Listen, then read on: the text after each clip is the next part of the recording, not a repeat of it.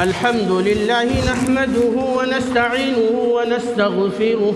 ونعوذ بالله من شرور أنفسنا ومن سيئات أعمالنا من يهده الله فلا مضل له ومن يضلل فلا هادي له سبحانك لا علم لنا إلا ما علمتنا إنك أنت العليم الحكيم رب اشرح لي صدري رب اشرح لي صدري رب اشرح لي صدري ويسر لي أمري واحلل عقدة من لساني يفقهوا قولي رب زدني علما رب زدني علما اللهم رب زدني علما أعوذ بالله السميع العليم من الشيطان الرجيم بسم الله الرحمن الرحيم يا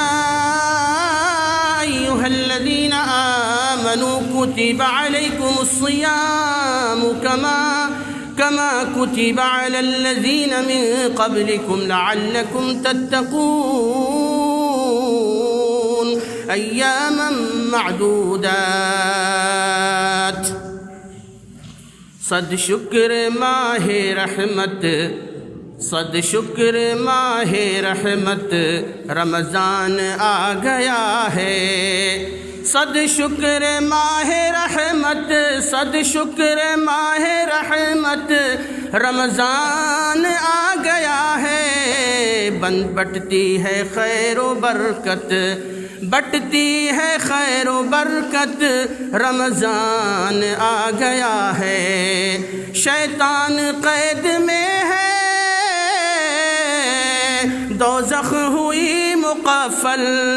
کھولی گئی ہے جنت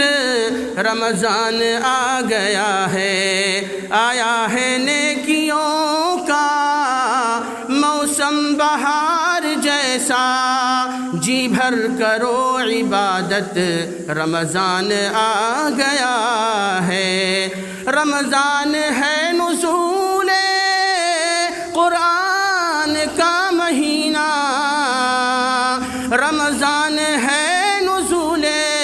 قرآن کا مہینہ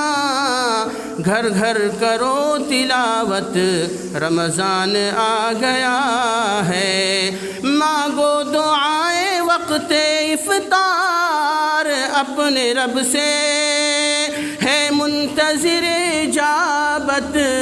رمضان آ گیا ہے محشر میں روزہ داروں کی ہے یقین روزہ فرمائے گا شفاعت رمضان آ گیا ہے صد شکر ماہ رحمت رمضان آ گیا ہے بٹتی ہے خیر و برکت رمضان آ گیا ہے اسی اللہ کی تعریف ہے اسی کی مدح و ستائش ہے اسی رب دو جہاں کے لیے سبھی طرح کی شکر اور مدح کے کلمات و الفاظ لائق اور زیبا ہیں جو رب الحنان ہے جو رب المنان ہے اور المنان ہونے کے ناطے اپنی اس عظیم صفت کے توسط سے اسی رب دو جہاں نے ہمیں بہت ساری نعمتوں سے نوازا ان نعمتوں پر اسی رب العلا کا ہم شکر گزار بننا چاہتے ہیں اگرچہ کما حقہ اس کا شکر ادا کرنے سے ہم بندوں کی زبان عاجز اور قاصر ہیں درود و سلام ہو اللہ کے بھیجے گئے سبھی نبیوں پیغمبروں رسولوں کے اوپر خاص طور پر نبی امی محمد ابن عبداللہ کے اوپر بیش بہا درود و سلام کا نزول ہو اللہم صلی علی محمد وعلی آل محمد كما صليت على إبراهيم وعلى آل إبراهيم إنك حميد مجيد اللهم بارك على محمد وعلى آل محمد كما باركت على إبراهيم وعلى آل إبراهيم إنك حميد مجيد حضرات گرامی آج کا یہ خطبہ جمعہ چونکہ موسم بہارہ شروع ہو چکا ہے لہذا ماہ رمضان خصائص فضائل روزہ کے چند فضائل آپ کے سامنے رکھنے کی کوشش کروں گا مولا سے دعا ہے کہ اس زبان سے حق اور سچ بات کہنے کی توفیق عطا فرما اور جو باتیں خالص کتاب و سنت پر مبنی ہوں ان پر عمل کرنے کی توفیق سے اے رب تو ہمیں نواز دے جو باتیں خلاف سنت خلاف شرع چلی جائیں وہ شیطان اور نفس کی طرف سے ہوں گی، ان سبھی سے ہم کو بچائیں، آمین یا رب العالمین۔ یقیناً ماہ رمضان موسم بہارا ہے، موسم بہار ہے، موسم خیرات ہے، موسم غفران ہے، موسم العتق من النیران ہے۔ ہر گام یہ ماہ رمضان اس لیے اللہ تعالیٰ نے عنایت فرمایا کہ ہر وقت آپ نیکیاں تلاشنے کی کوشش کریں، اور جو برائیاں آپ کرتے چلے آئے ہیں، آپ جان رہے ہیں ان برائیوں کو، نہیں جان رہے ہیں، گزشتہ سبھی طرح کی برائیوں سے توبہ کرنے کی توفیق اللہ سے مانگے، اور رب کی بارگاہ میں فوری طور پر متوجہ ہو کر توبہ کریں۔ رمضان کا استقبال، اس سے پہلے اکثر بیشتر مساجد میں خطبہ نے پیغام دیا استقبال رمضان کا۔ رمضان کے استقبال میں اور رمضان کے ساتھ ساتھ رمضان کے بعد زندگی کے ہر گوشے میں ہمیشہ ایک چیز لازم اور ضروری ہے کہ آپ اپنے گناہوں سے ہمیشہ سچے اور صدق دل سے توبہ کرنے کی کوشش کریں، اور ان گناہوں میں جن گناہوں کا تعلق بندوں سے ہوتا ہے، آپ نے بندوں کے حقوق کھائے ہیں، غصب کیے ہیں، ستایا ہے کسی کو، بیجا طور پر کسی کو ناحق جملہ بھی کسا ہے، ذمہ داری ہے ہماری کہ اس موسم خیرات کا استقبال کرنے اگر ہم جا رہے ہیں، نیکیاں بٹورنے جا رہے ہیں، نیکیاں کمانے جا رہے ہیں، اور یقیناً ہم نیکیاں کمائیں گے اللہ کی توفیق سے، برائیوں سے دور رہیں گے، تو سب سے پہلے لازم ہے کہ ہم نے جن کو ستایا ہے، جو مظلوم ہے ہمارے ذریعے، ان مظلوموں کے پاس جا کر کے اپنے ظلم کی داستان اس لیے بیان کریں کہ مظلوم ہم جیسے ظالم کو اگر ہم نے ظلم کیا ہے تو وہ مظلوم ہمیں معاف کرے، کیونکہ یہ ایسا حق ہے کہ اگر آپ نے کسی بندے کا حق کھایا ہے کسی بھی طرح سے، قیامت کے روز بھی اللہ رب العالمین بندوں کے حقوق کو، بندوں کے غصب کردہ حقوق کو اپنی طرف سے معاف نہیں فرمائے گا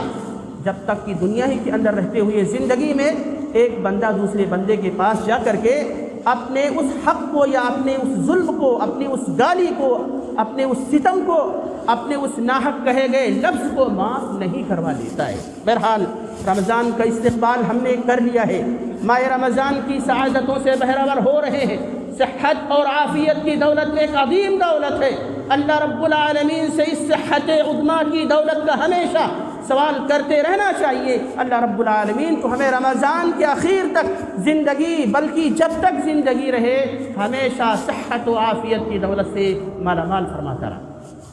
بات آئی رمضان کی یا بات آئی روزوں کی، روزہ کوئی بھی ہو مطلب ہے رمضان کے یہ روزے فرض ہیں امت پر، رمضان کے علاوہ دیگر جو روزے ہیں جو نفلی کہے جاتے ہیں، اور جو دیگر روزے ہیں چاہے مستحبات کے درجے میں آتے ہوں، نذر و نیاز کے روزے ہوں، کفارے کے روزے ہوں، اگر وہ روزہ ہے شریعت اسلامیہ یعنی قرآن اور حدیث روزوں کے فضائل اور خصائص کے تعلق سے کیا کچھ کہتے ہیں، پہلے اسے سننے کی کوشش کرتے ہیں۔ مسئلہ یہ نہیں ہوتا ہے کہ ہم روزہ جیسے روزہ جس کو ہم ایک عام عبادت تصور کرتے ہیں اور اس کے بارے میں بہت ساری معلومات رکھتے ہیں، تو مسئلہ یہ نہیں ہوتا ہے کہ ہم ان کے بارے میں جانتے نہیں ہیں، ہم جانتے ہیں، لیکن مسئلہ وہاں ہوتا ہے جس مسئلے کو چوک کہا جاتا ہے۔ آپ جانتے ہوئے بھی چوک کر جائیں، یہ سب سے اہم خرابی ہوتی ہے۔ میں یہیں پر اشارہ کر دینا چاہوں گا کہ جن لوگوں کے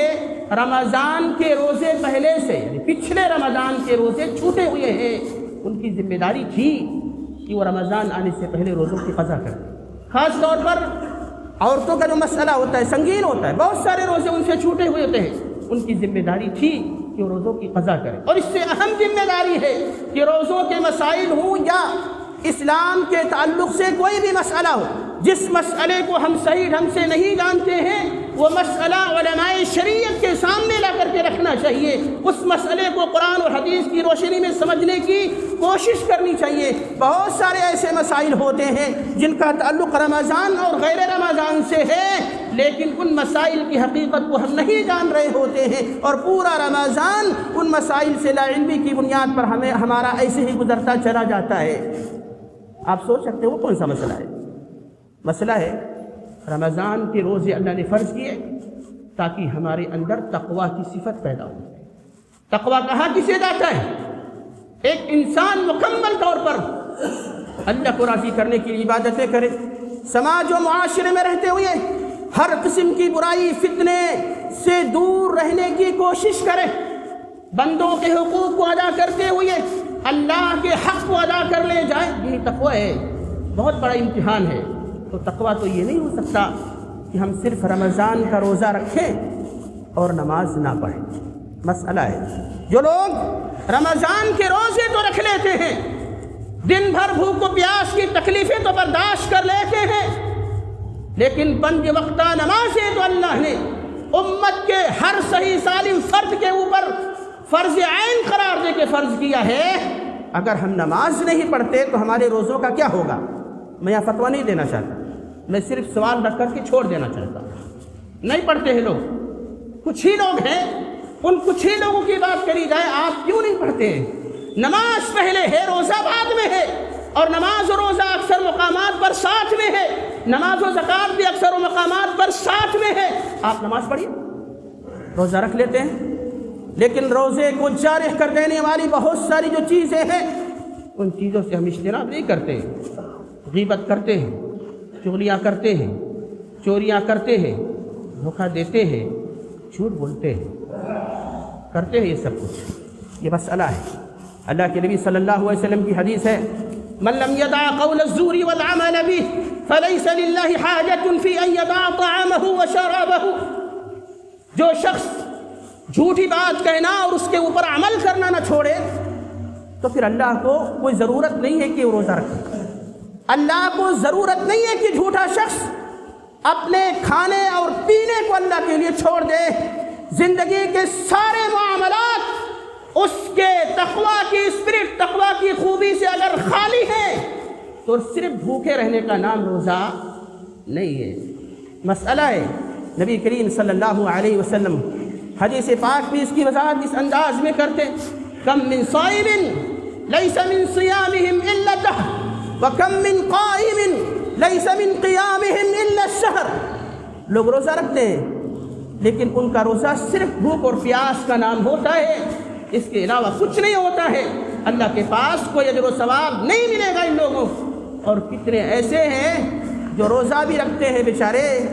اور تہجد کی نماز بھی پڑھتے ہیں۔ تہجد سے آپ کو اپنا اشتباہ ختم کر لینا چاہیے۔ تہجد وہی نماز ہے جو رمضان کے علاوہ دیگر مہینوں میں ہم تہجد کے نام سے پڑھتے ہیں۔ تہجد کی نماز، تراویح کی نماز، قیام اللیل جسے کہا جاتا ہے، ساری نمازیں ایک ہی ہیں، کوئی فرق نہیں ہے، صرف الفاظ کا بدلاؤ ہے۔ نبی کریم صلی اللہ علیہ وسلم نے فرمایا، کتنے ایسے تہجد کی نمازیں پڑھنے والے، تراویح کی نمازیں ادا کرنے والے بھی ہیں جو نمازیں تو ادا کرتے ہیں لیکن بس بیچارے وہ کھڑے ہونے کی تکلیف کو، اس کی مشقت کو، اس کی مصیبت کو برداشت کرتے ہیں اور ان کا اجر و ثواب اللہ کے ہاں ان کے کھاتے میں کچھ بھی درج نہیں کیا جاتا ہے۔ مسئلہ ہے کتنے ایسے لوگ بھی ہوں گے، ہم ہی لوگوں میں نوجوان ہوں گے جو عین افطار کے وقت موبائل اسکرین پر بیٹھے ہوئے ہوتے ہیں۔ مسئلہ ہے کتنے ایسے ہمارے بزرگان ہوں گے، بڑی عمر کے لوگ ہوں گے جو روزہ افطار کرتے وقت اگر نہیں تو روزہ افطار کرنے کے فوراً بعد اگر وہ سگریٹ نہیں پی لیتے، بیڑی نہیں پی لیتے، تمباکو نہیں کھا لیتے، پان گٹکھا سپر اسے تناول نہیں فرما لیتے،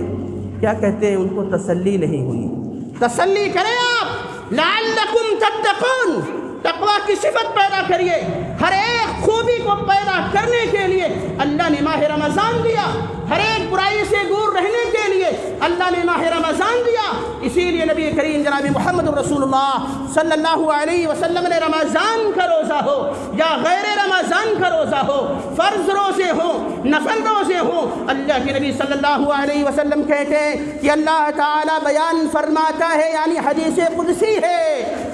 کہ بندے کے سارے اعمال کا اجر و ثواب تو اللہ ہی دیتا ہے۔ اللہ کہتا ہے بندے کے ہر عمل کا ثواب میں دیتا ہوں،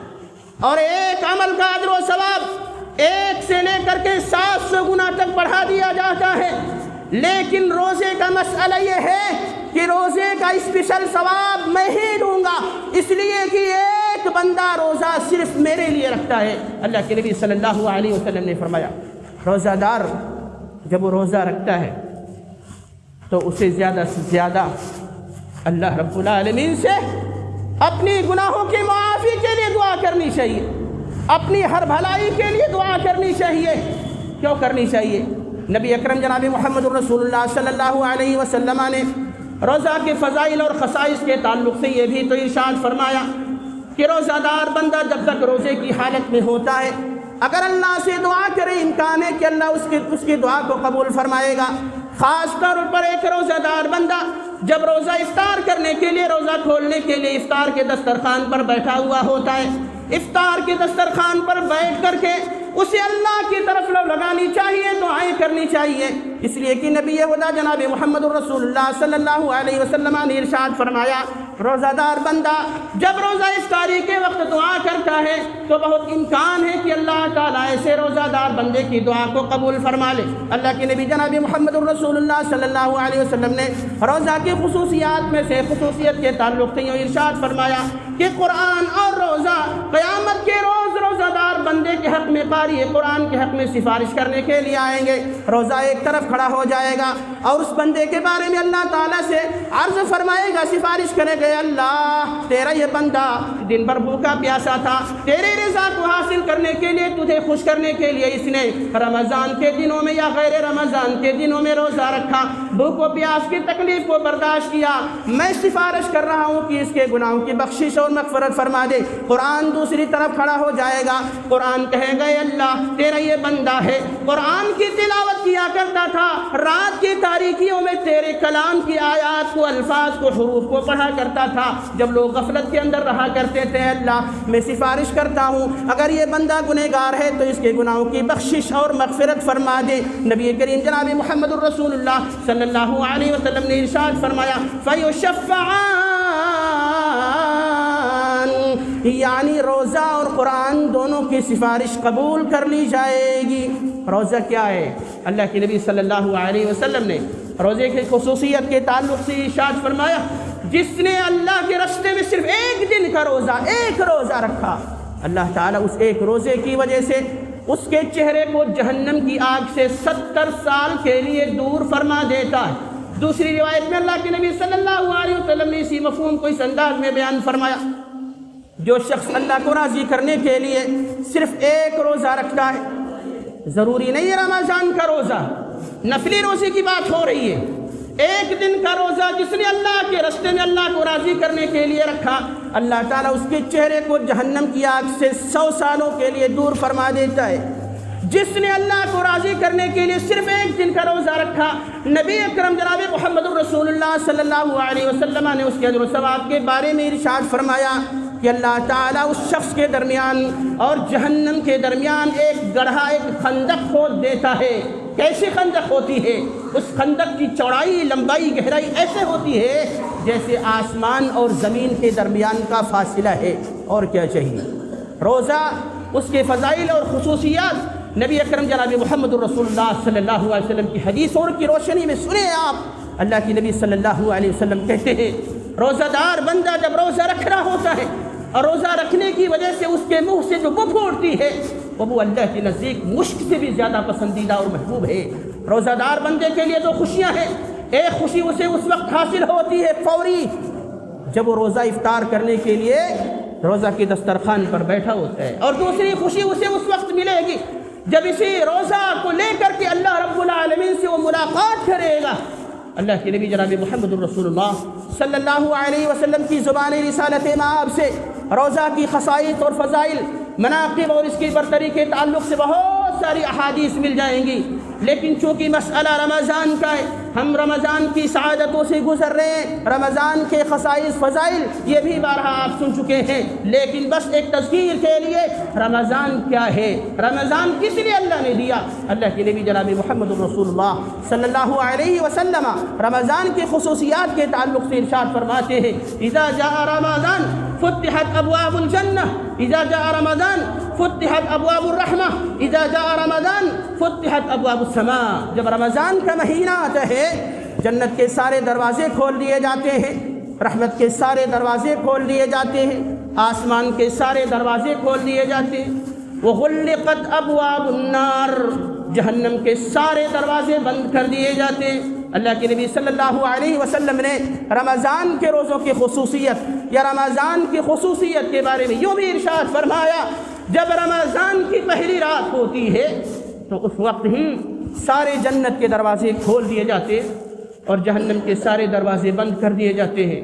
اور اللہ کی طرف سے ایک پکارنے والا متعین کیا جاتا ہے، آواز لگانے والا آواز لگاتا ہے، یا باغی الخیر اقبل، اے نیکی کے چاہنے والے، اے خیر کے متلاشی، رمضان کا مہینہ سایہ فگن ہو چکا ہے، اس لیے خیر و برکات کو حاصل کرنے کی کوشش کر، وَيَا بَاغِيَ الشَّرِّ اَقْصِرْ،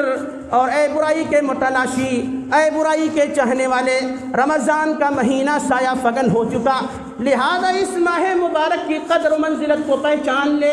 اور برائیوں سے مکمل طور پر اپنے آپ کو آزاد کر لے۔ وَلِلَّهِ عُتَقَاءُ مِنَ النَّارِ وَذَلِكَ كُلَّ لَيْلَةٍ، رمضان کی خصوصیت کے بارے میں نبی خدا صلی اللہ علیہ وسلم نے بیان فرمایا، کوئی بھی رات رمضان کی ایسی نہیں جاتی جس رات کو اللہ تعالیٰ بہت سارے ایسے لوگوں کو